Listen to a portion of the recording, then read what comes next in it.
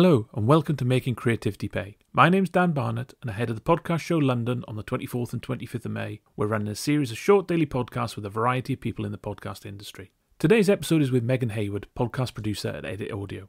We talk about what encouraged Megan to pursue a career in podcasting, her work as a podcast producer, and how she finds working as part of a team that's based on both sides of the Atlantic. We also discuss the impact of AI in podcast production and what talks she's looking forward to seeing at the podcast show. I'm Megan Hayward. I'm a podcast producer at editaudio and I work on a range of shows from some of our originals to some of our client ones. And yeah, big variation of projects going on.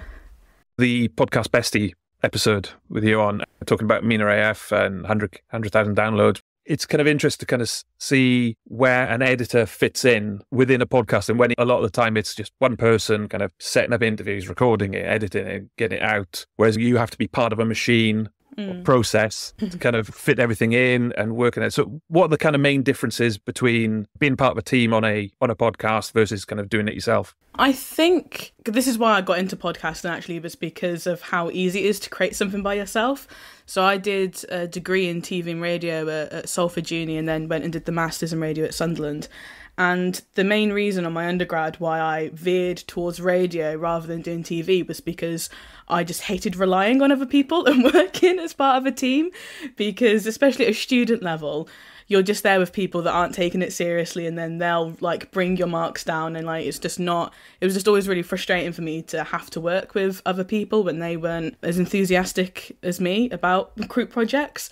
And so I found with making radio and podcasts that you can do a lot of it all by yourself. You don't need anyone else's input. And I really like the independency that comes with podcasting. And then I've been working full-time at editaudio for about a year and a half now. And it's such a fantastic team. Like, honestly, it's the absolute joy. That's such a collaboration between us and our clients, and even within a team. Like, for example, when I've done an episode of Mina AF, we'll put it up in our Slack and everyone gets a chance to listen and give feedback. So it is a proper team effort, and we do that with all of our projects. Everybody gets a say, everybody gets that input, and it just means that the shows that we make reflect the company really well, I think. And we've got such a strong mission statement with empowering voices that aren't normally heard in traditional media. So I think just because we've got such a great team, it does make teamwork really easy. And especially with Mina AF, I never intended on being a sort of on-air producer, but it sort of came quite naturally because with Mina AF, some of the episodes we do have guests and some is just Mina chatting by herself. And she's brilliant. She can talk about any subject for an hour by herself. You can just let her loose on something. But every now and again, she'd be like, oh, Megan, what do you think? And so it came about quite naturally. And so I chip in every now and again, just a little bit. And it's nice because it can just sort of keep the topic afloat, or even because she's American, it's got a big like American following. I think just even that little bit of Britishness just adds something else sometimes as well. But yeah, it is a nice like team effort, and it is good to be able to work on something like that. And within the editing, how much of that is kind of technical, removing the ums and ahs and those kind of things, and how much is more editorial? So, you know, going from a 2-hour chat down to a 25-minute podcast? It totally depends on the episode, and if we've got a guest, or if there's something that, you know, as we all know, that things that then should be struck off the record, which actually happens quite rarely, to be fair. We do have some things that need to be taken out, but I'm quite a relaxed editor. I don't mind the odd like stutter in a sentence, because I think if the content's good enough, you don't need to absolutely obliterate it. Obviously, if somebody takes like forever getting a sentence out, or they need to restart and they just need to refocus, you know, chop it if you can. But what I found as well is when we're trying to make video podcasts as well, they're not as fussy over the ums, because obviously it looks stupid. You can be a lot more finessed in just the audio edit, and you can move out and you can make it clean. But I like to just keep things not rough, but like as natural as possible. So for me, I'm not that picky of an editor.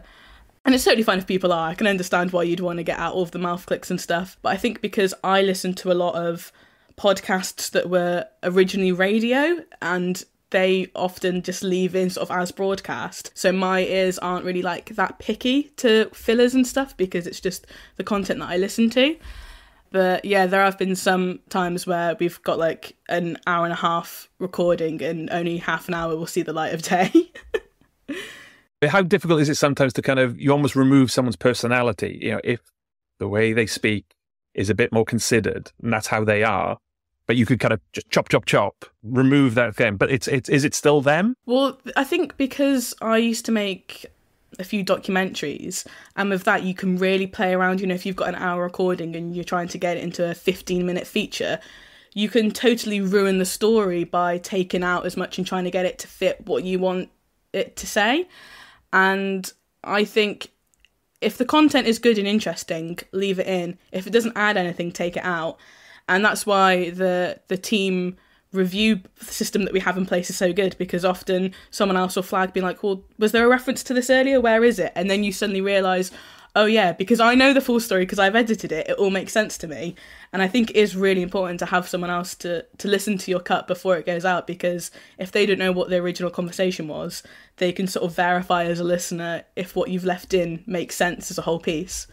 And so overall now, both starting out as a student and your job, I mean, how many years now have you kind of had working in podcasting and producing podcasts? I finished my undergrad in 2019 and went straight into being an SU president for the School of Arts and Media at Salford Uni. Then COVID happened, which then ruined all of my career prospects, or at least it felt like that. So I did the masters at Sunderland literally just to keep making stuff, and there was a few things that I didn't manage to achieve whilst on my undergrad at Salford. I was obsessed with the Charles Parker Prize and I never got that, and other little awards and just things that I knew about once it was too late. So that's why I did the masters. And luckily, whilst I was doing that, I had a few freelance opportunities. So I say I've been sort of freelancing since January 2020, and then in May 2020 a friend of mine that used to work at editaudio said, oh, they need a freelancer. So I was freelancing, just doing a little bit for 6 months. And then when they had a full-time job, I was like, please, that's got my name written all over it. Please hire me.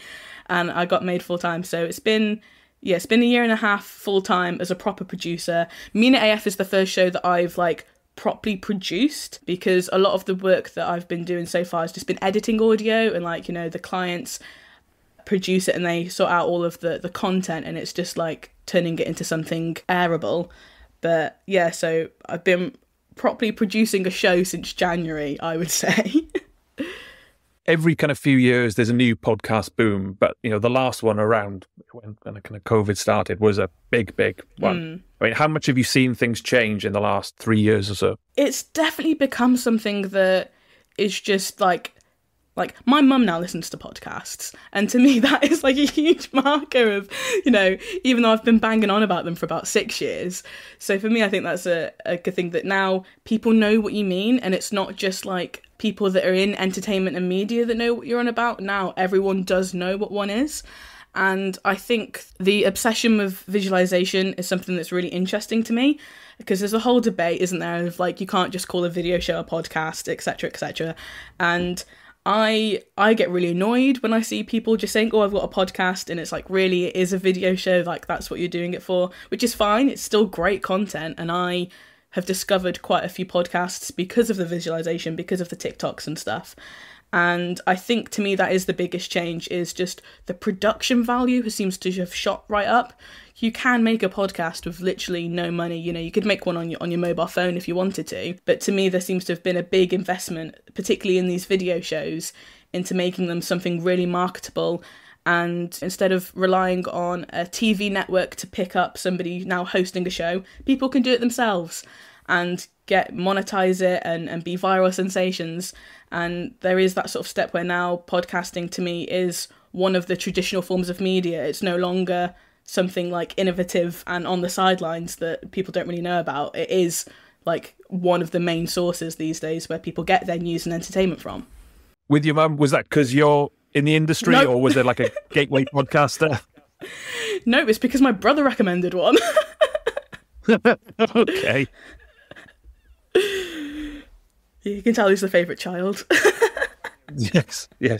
That, that there's particular people like Louis Theroux, where, you've got that mainstream cut across and people will get into it. But even still, then, their world of podcasting may still be a couple of dozen big names rather than the millions of podcasts and audio drama and all the rest of it. So I think that there's still a lot to do to kind of encourage. Within the work at Edit Audio, how much goes on around kind of discovery and getting the message across, just that you exist even? Yeah, well, that's the thing. It really is a great company, and we work with fantastic people. Like, all of our clients are amazing. We produce things that we're proud to be putting out in the world, and I'm really confident in every single show that we work on, and having our name attached to anything, that it's going to be made by good people that just want to, even if it is like a tech podcast or a film entertainment one, we're always putting out things, I think, that positively reflect good things and champion people that are underrepresented. And I think with our originals in particular, well, adjusting, that is just a really nice sort of uplifting listen, and it can really help people through their problems. And we've got some shows in the pipeline that I can't wait to come out as well. You're going to be at Podcast Show London the 24th, 25th. So is there going to be a few of you there from Edit Audio? Well, this is the thing. I work from home. I've not met any of my colleagues because Edit Audio is actually a Canadian company. There's about 10 of us on the team in total, I think. And then my boss, Steph, and our marketing manager, Melissa, are coming over. And then we've also got Maria, who's another UK producer. And the four of us are going to live together for a week, which I can't wait for. But it is quite wild that I've never met any of my colleagues. I'm just going to be living with them. So fingers crossed they like me and they don't find me annoying. But we're really excited. I saw everything that was going on at Podcast Show London last year on social media. A few of my friends were there and I was like, oh my God, I'm so jealous. And so Steph was like, well, let's do it then.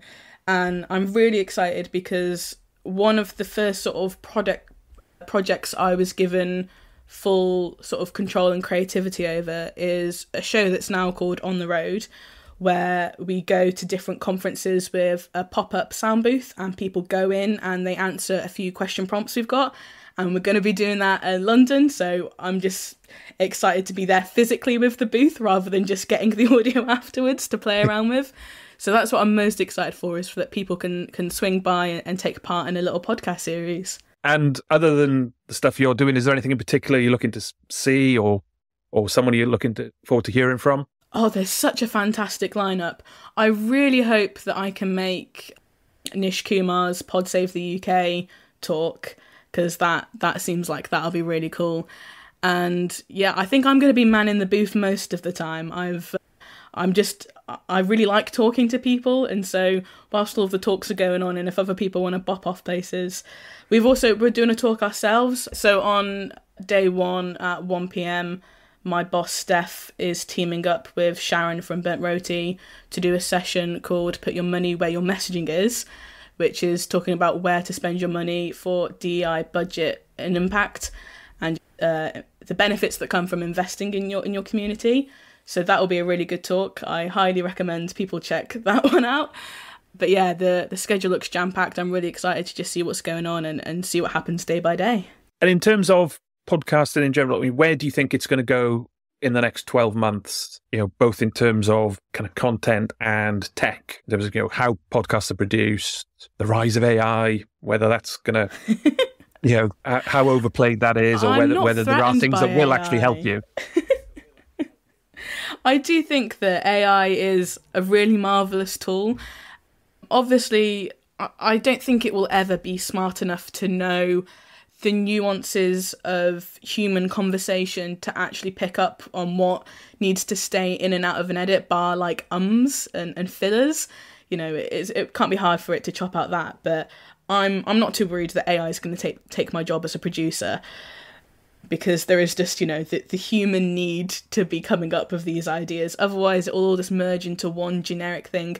I don't know if you've ever tried to get an AI to like write you some prompt questions, but they need work and they need tweaking, and they're not the most like accurate, succinctly thing that exists. So, it is a good tool though, and I think anything that can make transcription more available and more accessible, hopefully that I think is a really good thing, and that podcasts do need to be as accessible as possible. And if people are able to quickly chuck their audio through, you know, whether like Descript becomes a bit more finessed and is able to, you know, really accurately put the speaker labels in the right places and get that nuance across. I think that would be great to make the experience for people that use transcripts more accessible. So that would be great.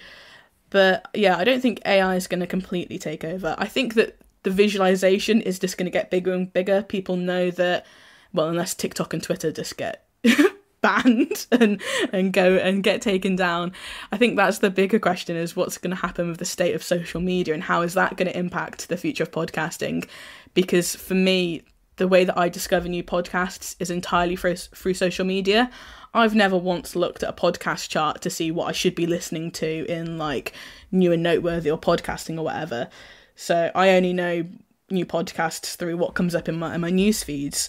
And I think that will impact the future of podcasting and the marketing around them, because, you know, people that are quote unquote nobodies end up with massive podcasts just because they have a few TikToks that go viral. So I think there's the potential for that will hopefully just get better rather than go downhill. So, I mean, talking about AI, this is probably the first one I've recorded on Riverside with the transcription feature. Oh, I love it. I love that. So One of the things that I have started doing is making social clips for our shows, because I'm aware that visualization is something that I should be embracing and not hiding from. So I've really sort of trying to get on the whole social clip things. And the fact that you can just go onto a Riverside recording, type in a keyword, and like instantly clip up the bit that you want to put out. I love it. It has been such a brilliant time saver. 10 out of 10 Riverside for that one. Okay. I'll tag them in on that bit. Thanks for listening. Look out for the daily episodes when we talk to variety people within podcasting, and also check out the back catalogue of episodes where I talk to people in a variety of creative industries about making creativity pay.